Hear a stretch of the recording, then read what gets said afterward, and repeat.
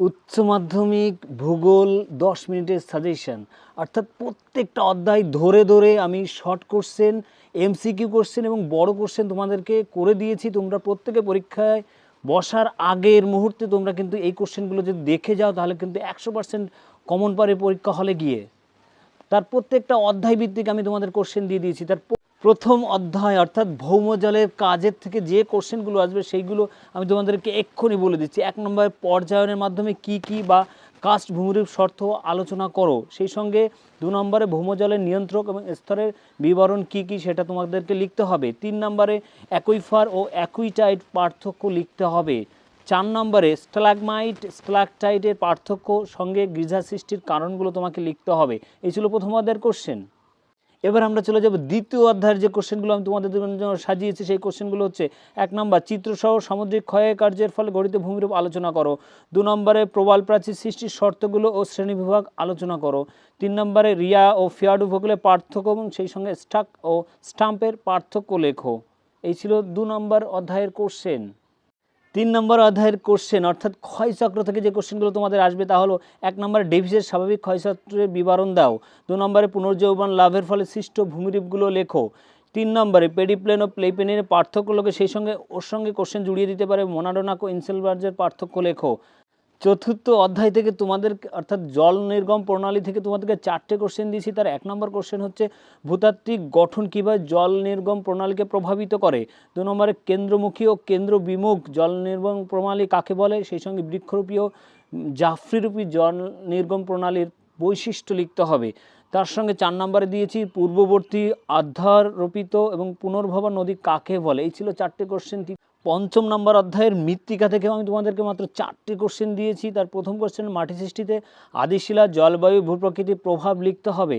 2 নম্বরে এলুভিয়েশন ও ইলুভিয়েশনের পার্থক্য কী সেটা লিখতে হবে। 3 নম্বরে মাটি সংরক্ষণ পদ্ধতিগুলো আলোচনা করো।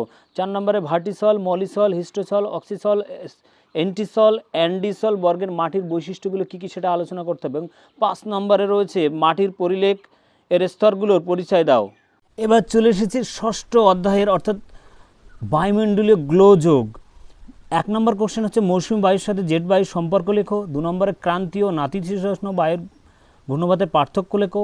ঘূর্ণবাত ও প্রতীপ ঘূর্ণবাতের পার্থক্য লেখো। উষ্ণ ও শীতল সীমান্তের পার্থক্য লেখো। 3 নম্বর আছে এলনিনো লানিনো পার্থক্য প্রভাব লেখো। সেই সঙ্গে 4 নম্বরে জেট বায়ু জীবনচক্র নাতিশীতোষ্ণ ঘূর্ণবাতের জীবনচক্র আলোচনা করো। 5 নম্বরে ত্রিস্তরীয় কোষ বা ত্রিকোষ মডেলে বিবরণ দাও। 6 নম্বরে জলবায়ু শ্রেণীবিভাগ করো। 7 নম্বরে মৌসুমী ও ভূমধ্যসাগরের জলবায়ু পার্থক্য লেখো। 8 নম্বরে ভূমধ্যসাগরের জলবায়ু শীতকালে আর্দ্র হয় কেন। এই ছিল 6ষ্ঠ নম্বর অধ্যায়ের কোশ্চেন। এবার আমরা চলে যাব 7ম নম্বর অধ্যায়ের কোশ্চেনে অর্থাৎ জলবায়ু ও স্বাভাবিক উদ্ভিদ। তার 1 নম্বর কোশ্চেন হচ্ছে জলজ ও মরুজ উদ্ভিদের অভিযোজনগত বৈশিষ্ট্য কী। 2 নম্বরে আলোকপ্রেমী ও আলোক বিদ্বেষী উদ্ভিদের পার্থক্য কী। 3 নম্বরে জেরোফাইট ও হ্যালোফাইট হাইড্রোফাইটের বৈশিষ্ট্য লিখতে হবে। চলে এসেছি 8মতম অধ্যায়ের অর্থাৎ জলবায়ু পরিবর্তনের যে কোশ্চেনগুলো আমি তোমাদের জন্য দিয়েছি। তার 1 নম্বর হচ্ছে গ্রিন হাউস এফেক্টগুলো লেখো। 2 নম্বর ওজোন স্তরে ক্ষয়ের প্রভাব লেখো। 3 নম্বর জলবায়ু পরিবর্তন মানুষের প্রভাব লেখো। 9মতম অধ্যায়ে আমি চলে এসেছি। অধ্যায় হলো জীব বৈচিত্র্য। এর 1 নম্বর কোশ্চেন হচ্ছে H2O ইনসু সিটুর পার্থক্য লেখো। 2 নম্বর জীববৈচিত্র্য বিনাশে মানুষের ভূমিকা লেখো। 3 নম্বর জীববৈচিত্র্যের গুরুত্ব আলোচনা করো। আমরা চলে এসেছি অর্থনৈতিক ভূগোলে। অর্থনৈতিক ভূগোলের প্রথম অধ্যায় অর্থাৎ তার 10মতম অধ্যায় হচ্ছে কৃষিকাজ। কৃষিকাজের কোশ্চেনগুলো হচ্ছে 1 নম্বরে শস্য প্রগড়তা ও শস্য সমন্বয় কাকে বলে, এর গুরুত্ব ও বৈশিষ্ট্য লেখো। 2 নম্বরে নীল বিপ্লব ও শ্বেত বিপ্লব সুবিধাগুলো লেখো। 3 নম্বরে শ্রীলঙ্কার নারকেল ও চাষ আছে কেন এত উন্নত তার কারণ লেখো। 4 নম্বর হচ্ছে দক্ষিণ ভারতে কফি চাষে উন্নত কেন তা লেখো। 5 নম্বরে ভারতের বাজারে কেন্দ্রিক উদ্যান কৃষির বৈশিষ্ট্য গুরুত্ব উন্নতির কারণগুলো লেখো। 6 নম্বর নিবিড় কৃষি ও জীবিকা সত্তাভিত্তিক কৃষি উন্নত লাভ করেছে কেন সেটা লেখো। 7 নম্বর ব্যাপক কৃষি রপ্তানি নির্ভর হয় কেন বা একে বাণিজ্যিক কৃষি কেন বলা হয় তার কারণ লেখো। 8 নম্বরে ভারতের ডাল, চীনাবাদাম, সয়াবিন চাষের অনুকূল পরিবেশ ও সমস্যা লিখতে হবে। 9 নম্বর ভারতে গম চাষে উন্নত কেন বা গবাদি পশু অধিক হলেও দুগ্ধ শিল্পে উন্নত কেন ভারতবর্ষ সেটা লিখতে হবে। এবার চলে আসি 11 অধ্যায়। তো 11তম অধ্যায়ে কী আছে, শিল্প। তার প্রথম কোশ্চেন হচ্ছে আইসোটিম আইসোডাপেন ক্রিটিক্যাল আইসোডাপেনের পণ্যসূচক কী বা কাকে বলে। 2 নম্বরে হচ্ছে খাদ্য প্রক্রিয়াকরণ শিল্প ভারতে উন্নতি লাভের কারণ সুবিধা লেখো অসুবিধা লেখো। 3 নম্বরে আমেরিকা যুক্তরাষ্ট্রের মোটর গাড়ি নির্মাণ ডেট্রয়েট শিল্প উন্নত কেন সেটা কারণ লিখতে হবে বা এর সঙ্গে অনুসারী শিল্প কাকে বলে। 4 নম্বরে কানাডা শিল্পে গড়ে ওঠার কারণ কি। 5 নম্বরে মালয়েশিয়াতে রবার শিল্পে উন্নতির কারণ এবং সেই সঙ্গে ভারতের কাগজ শিল্পের সমস্যাগুলো কী কী সেটা তোমাকে লিখতে হবে। 7 নম্বরে কাঁচামালের অভাব থাকা সত্ত্বেও জাপানের লৌহ ইস্পাত শিল্প উন্নতির কারণ, জাপানের লৌহ শিল্প বন্দর কেন্দ্রিক কেন। 8 নম্বরে পশ্চিম ভারতে কার্পাস শিল্প গড়ে ওঠার কারণ কি। 9 নম্বরে আমেরিকার নিউ ইংল্যান্ড থেকে দক্ষিণ দিকে কার্পাস বয়ন শিল্পের স্থানান্তর কারণের কি।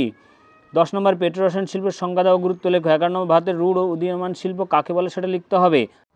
এবার আমরা 12তম অধ্যায়তে চলে যাব, যেখানে আছে তৃতীয়, চতুর্থ, পঞ্চম শ্রেণীর কার্যকলাপ, সেটা লিখতে হবে। তার 1 নম্বর কোশ্চেন হচ্ছে সোনালী চতুর্ভুজ কী এবং সুয়েজ খালের গুরুত্ব কী। 2 নম্বরে পরিবহন ও যোগাযোগ পার্থক্য কী, WT এর গুরুত্ব কী। 3 নম্বরে কোয়াটার্নারি ও কুইনারি পার্থক্য তোমাকে লিখতে হবে। এবার পরের অধ্যায়ে আমরা চলে যাব, অর্থাৎ 13তম অধ্যায়ে কী বলেছে তার 1 নম্বর কোশ্চেন জনবিবর্তন মডেলের পর্যায়গুলো লেখো। সেই সঙ্গে 2 নম্বরে জনসংখ্যার অসম বন্টনের কারণগুলো কী কী, জনসংখ্যার বন্টন ও পরিব্রাজনের প্রভাব কী সেটা লিখতে হবে। 3 নম্বরে কাম্য জনসংখ্যা কী, তার বৈশিষ্ট্য ও লিঙ্গ অনুপাতে গুরুত্ব লিখতে হবে। 4 নম্বরে উন্নয়নশীল এবং উন্নত দেশের জনসংখ্যা পিরামিডের পার্থক্য লিখতে হবে। এবার আমরা চলে এসেছি 14তম অধ্যায়, অর্থাৎ জনবসতিতে। তার প্রথম কোশ্চেন হচ্ছে গোষ্ঠীবদ্ধ রৈখিক ও বিক্ষিপ্ত জনবসতি গড়ে ওঠার কারণ কী সেটা তোমাকে লিখতে হবে। 2 নম্বর কার্যাবলী অনুসারে পৌরবসতি শ্রেণীবিভাগ করতে হবে। 3 নম্বরে ভারতের নগরায়নের সমস্যা, গোষ্ঠীবদ্ধ রৈখিক ও বিক্ষিপ্ত বসতির পার্থক্য তোমাকে লিখতে হবে। এবার আমরা চলে এসেছি অর্থনৈতিক উন্নয়নের যে চ্যাপ্টার আছে সেই চ্যাপ্টারের প্রথম কোশ্চেন বেঙ্গালুরু ইলেকট্রিক শিল্পে উন্নত কেন। 2 নম্বরে ছত্তিশগড় শিল্প ও খনিজের বর্ণনা দাও।